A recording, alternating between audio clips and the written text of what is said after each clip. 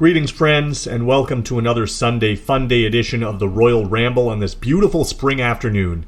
I apologize if you've been missing my sexy voice for the last week. I had to take last week off due to the holiday, but you got a double shot the previous week, and I'm looking to get back into the swing of things today, as there is plenty to talk about. Much like the weather is a-changin', it seems like the mood is about to change in both WWE and AEW very shortly. That doesn't mean that Taz is on his way back to the WWE anytime soon, although it wouldn't be the worst thing in the world, but there is plenty going on within the wrestling community that we just can't ignore. Before we get to some of those changes, I want to first address the situation in Impact Wrestling, as they are now left without two of their major players.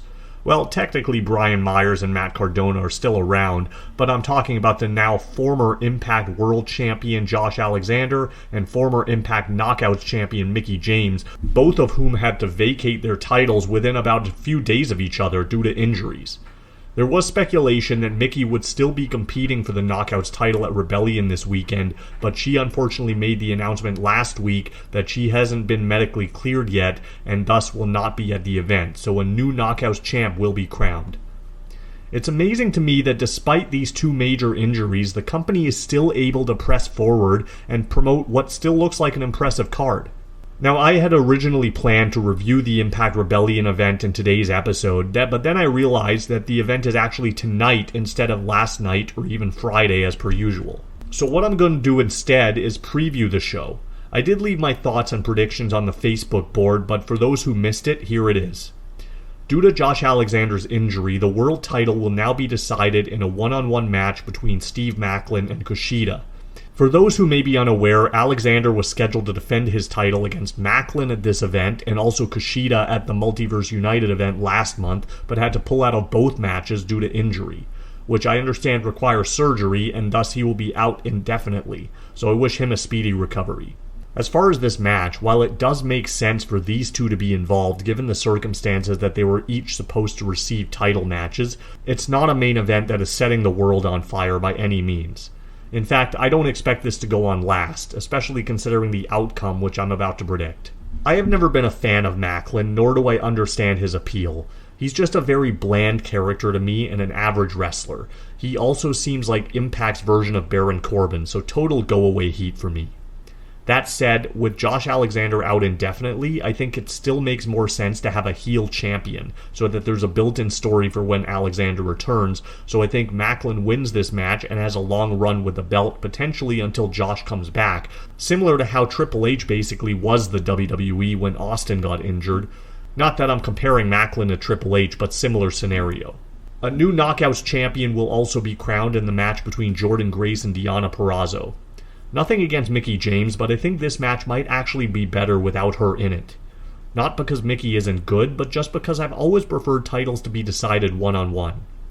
I'm kind of surprised that they haven't really addressed the history between Grace and Purrazzo, especially with Purrazzo winning her first Knockouts title from Jordynne in 2020, and Jordynne never getting her win back. Funny how no one ever talks about that, yet those same fans were whining about Rhea Ripley never beating Charlotte until recently. This could be a very strong match, and like I mentioned with Alexander, having the injured former champion coming back to reclaim their title is a story that writes itself, and I think it makes more sense for a heel to win. That said, I think Jordynne will end up winning, but they might do a double turn, similar to the Del Rio and Ziggler program in WWE all those years ago. I think Deonna has done just about all she can as a heel, and it'll be interesting to see her as a babyface. But I can also see her winning, and then her and Maclin becoming the power couple of Impact, as they are a real-life couple. You also have the option to turn Mickie when she returns. A lot of possible directions here. The 10-person hardcore war is on the card as well. It'll be Team Bully versus Team Dreamer. I've never been a fan of these types of matches. It seems like a hardcore match just for the sake of it, with all these extra bodies unnecessarily thrown in. I can see the babyface team winning and then Bully doing the heel thing and blaming someone else for the loss, perhaps Moose, who turns face and then feuds with Bully coming out of this. The X Division Championship will be on the line in a three-way elimination match between Trey Miguel, Speedball Mike Bailey, and Jonathan Gresham. I mentioned earlier that I don't like triple threat matches, but there's always an exception to the rule, and I think the exception lies within the X Division. This match should be the show stealer, but I can't see the champion losing his title in a three-way, so I think Trey will end up winning through some kind of underhandedness, and then start a singles program with Bayley finally winning the title back at Slammiversary, which is the anniversary of the first time he won it a year ago. The Ultimate X match is another potential show stealer. It'll be for the tag team titles with Chris Bay and Ace Austin representing Bullet Club defending against the Motor City Machine Guns. I can see this one opening the show and starting it off hot. However, I can't see a title change here as Bullet Club just won them recently. I can see a gun split though, potentially with Shelley going heel, especially considering that Sabin recently celebrated an anniversary in the promotion, so Shelley may feel slighted. The six-man tag between the Design and the team of Santino Marella, Dirty Dango, and Joe Hendry is easily skippable and will likely be my bathroom break. I have no interest in any of these characters, and my hope is that they at least keep this one short. I can see the babyface team winning, and then Diener blaming Callahan for the loss, adding more fuel to the fire between those two, who will likely have their blow-off match at Slammiversary in Monsters Ball. Speaking of blow-off matches, I can only hope that the Last Rites match between Eddie Edwards and PCO is the culmination of their feud, which has been underwhelming since the get-go. Fortunately, despite my disinterest in the program, they actually do put on great matches, so I'm expecting the same in this one.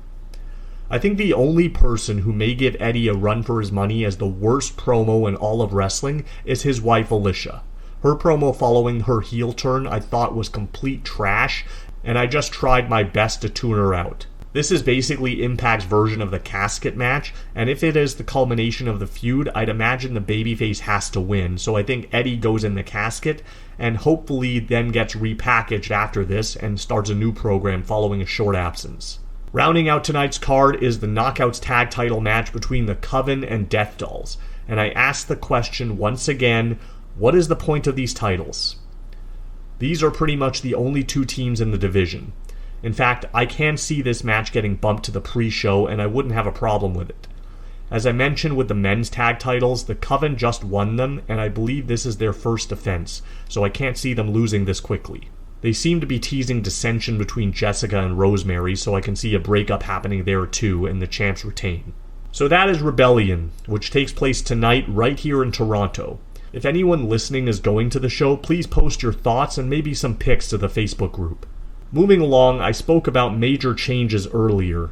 We are about 2 months away from summertime here in the Western Hemisphere, and things are already starting to heat up. Tony Khan continues to trend. He has a few big shows lined up for the summer, including the huge Forbidden Door event at the end of June, which will take place right here in Toronto. I just discovered also that the Go Home Dynamite before Forbidden Door is in Chicago, and we all know whose home city that is. So the big question is, will he or won't he? I think perhaps a bigger question is, will anybody care?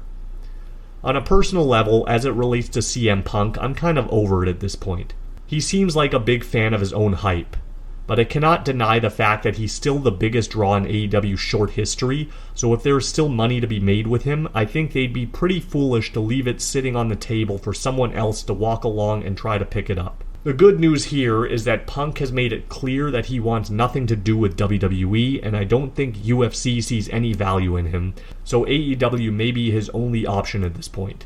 They just brought back Jeff Hardy this week, so bringing Punk back is not necessarily out of the question, but I'm struggling to understand why he would even want to come back, or why anyone would want to work with talent, and especially EVPs that they don't like. Sure, you'd expect them to let bygones be bygones and be professional about it, but it's not like Brawl Out was like 10 years ago. It's been less than a year, and I somehow doubt that the parties involved would have matured since then, or learned to put differences aside. I can see all of them being stubborn enough to not want to sit down and talk it over like mature adults, especially Punk. But I don't know them personally, so who really knows for sure? Punk has also run down the whole company pretty much, and people within it, so there's still a lot of unresolved issues there in my opinion. If he does come back, I think Chicago would be the place to do it, and he would need to act professional and leave the political BS at home. Another major announcement made by Tony Khan recently, which was for the first time in as long as I can remember, an actual major announcement. The AEW president announced recently that the company will be going overseas for the All In pay-per-view in August. Not only will AEW make its debut in London, England, but they will also be performing at Wembley Stadium. This is quite an ambitious move for Khan. I'm not sure if they have much of a following in Europe, but I guess we'll find out soon enough. John Pollock brought up a good point recently in one of his post updates that when WWE went to Wembley in '92, it wasn't exactly one of their peak years, so I think AEW may have just as good a chance as they did back then. But they really need to promote this as strong as they can, and I would save any huge match idea they have for this show instead of giving them away for free. I don't think it's out of the question for Will Ospreay and Zack Sabre Jr. to take part. In fact, we may get the Sabre vs. Danielson match that we were promised last year. I can also see them bringing in Harry Smith for this one show. And the other big thing I can see happening is the potential in-ring return of Nigel McGuinness. I think it'll be a one-off for him, but they would need to find the right opponent who will not only put on a tremendous match, but also work safer so as to not affect Nigel's history of concussions. I'll end this episode by talking about some of the changes that have been brewing in WWE lately. What a difference a week makes, because since the last time you listened to this show, the WWE has officially been sold. They were bought out by Endeavor, which is the parent company of the UFC, so it'll be interesting to see if there are any crossovers between promotions, as the two talent rosters are now operating under the same umbrella, and Vince McMahon and his mustache now finally have someone to report to, which can't be a bad thing. In fact, I hear that Paul Levesque is still in charge of WWE Creative, which is probably the best wrestling news I've heard all week. He'll have to be creative because the WWE Draft is coming at us in a couple of weeks. I was dreading the thought of ever hearing that term again, but I must say that I'm much more optimistic with it being in the hands of Triple H. I still don't think the idea of the draft makes sense without a figurehead for each show to make picks, but my hope is that they actually stick to it this time, instead of having random brand crossovers every month with no explanation. I'm hoping talent can actually get pushed here. I am expecting a few NXT call-ups. I can see Braun Breaker, Roxanne Perez, and the Creed brothers all coming up. I think Zoe Stark is another one that can be added to the main roster, and likewise, I can see some current WWE roster members being transferred to NXT. I think this would be a good place for Maximum Male Models, Dolph Ziggler, Mustafa Ali, Shotzi, Aaliyah, and basically everyone else who is either being underutilized or not used at all. I can see factions being split. The Bloodline is the only one that I can see remaining whole, with them now moving over to Raw, though I do think Roman should be defending his title on both brands. In fact, I'd expect a new title design to be revealed shortly for both the Universal and Tag Team titles. Speaking of the tag titles, I do think the Usos are getting those back next week, though I can also see them failing to win them. Either way, it adds to the story. Cody Rhodes I see moving over to SmackDown and becoming the top star there. I can see Judgment Day splitting up, with Rhea staying on Raw while the rest of the group goes to SmackDown. In fact, I think Rhea and Bianca possibly end up on the same show and they unify the women's belts. I would like to see them abolish the women's tag belts altogether, but I can't see that happening. Ronda and Shayna, I think, are moving over to Raw and eventually winning the tag belts. I've heard that Damage Control may be headed for Splitsville as well. I can see each of them ending up on a different show, with Io staying on Raw, Bayley going to SmackDown, and possibly Dakota moving to NXT. It is a little weird to me that they're doing a draft a week before the Premium Live event, but like previous years, I can see them saying that it'll take effect after the pay-per-view so as to not mess with current storylines. Either way it goes, we're in for a hell of a summer. I will be back next week with a review of the Impact pay-per-view Rebellion. Until then, I'll leave you with an ABC.